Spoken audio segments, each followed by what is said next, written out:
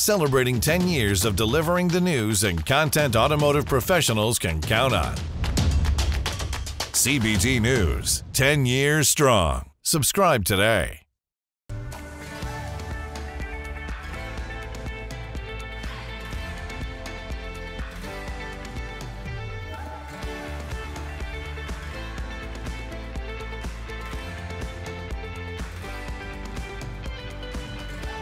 Welcome to CBT News with Bridget Fitzpatrick.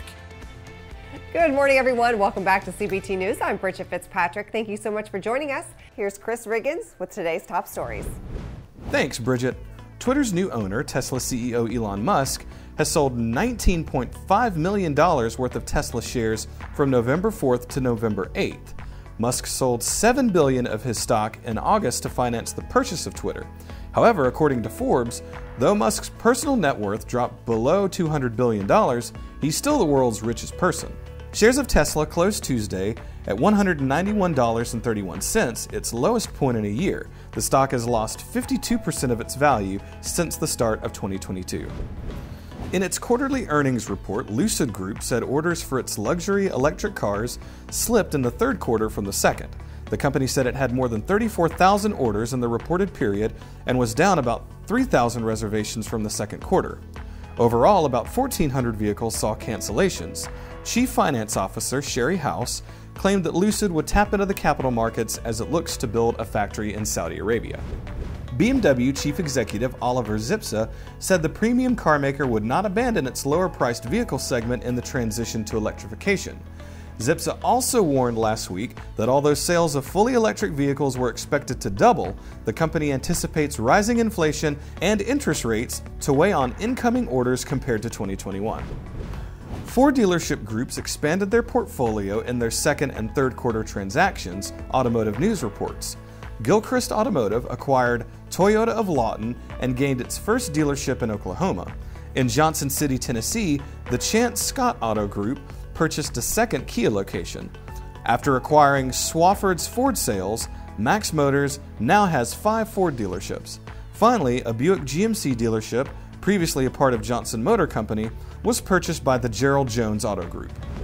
Don't go anywhere. Coming up is the president and CEO of NADA, Mike Stanton. We'll be right back.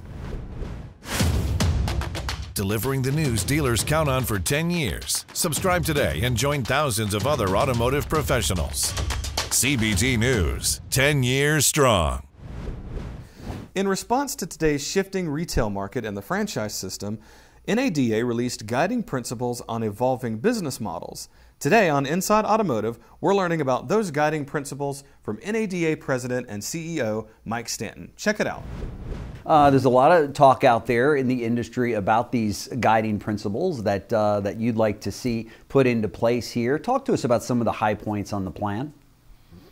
Yeah, it's been great to hear about the reception, because the goal was to get this conversation started and to put some framework around things that we're hearing the OEMs talk about, and dealers have expressed concern in terms of what's their role going to be going forward. I mean, we all know the business is changing. Sure.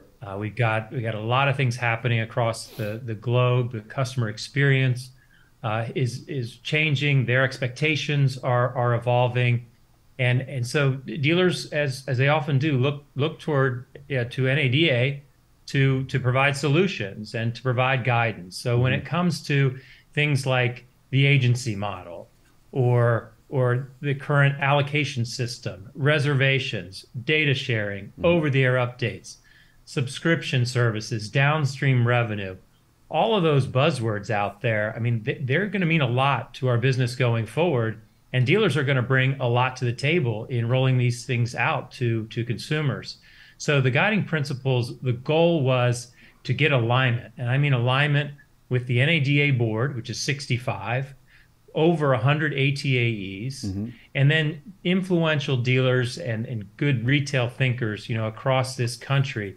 We figured if we could get aligned on what was the most important things and how we viewed the dealer role in helping evolve the industry, that we would be better served in our discussions with the manufacturers. And we did not set out to come up with a list of demands. What we tried to do was bring to the table a conversation starter where both the dealer councils, because it's got to be each individual dealer group working with their manufacturer to figure that out.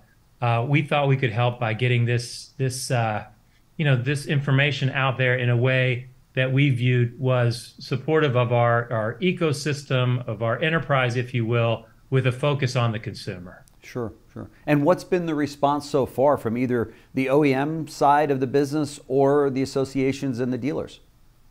Well, one of the best parts about my job, and I think Mike Alford would agree as our chairman, is we get to go meet with so many dealers.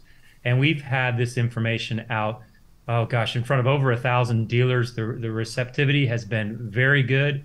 I've heard that NADA, they've appreciated that we're on offense, that we're leading in this area, that we've taken their main concerns, we've prioritized them, and we've put forward a strong stance behind where we think things are going. So the feedback from the dealers has been very good, but also with the manufacturers. We've seen these principles change a conversation or two or three, and we have a bunch more scheduled in terms of not just talking about what's happening today, because we do that with our dealer attitude survey. We get over a 70% response rate. We're taking dealer opinion to the manufacturers in a constructive manner where we want to improve, we want to get better, but these principles allow us to take the conversation up a notch. Let's look forward.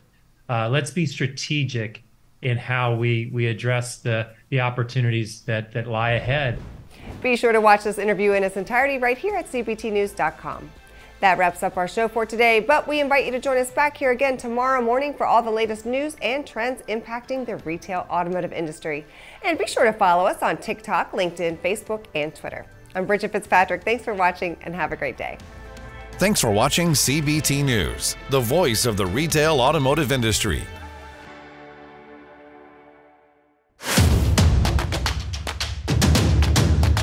Join the #1 most watched newscast in the automotive industry.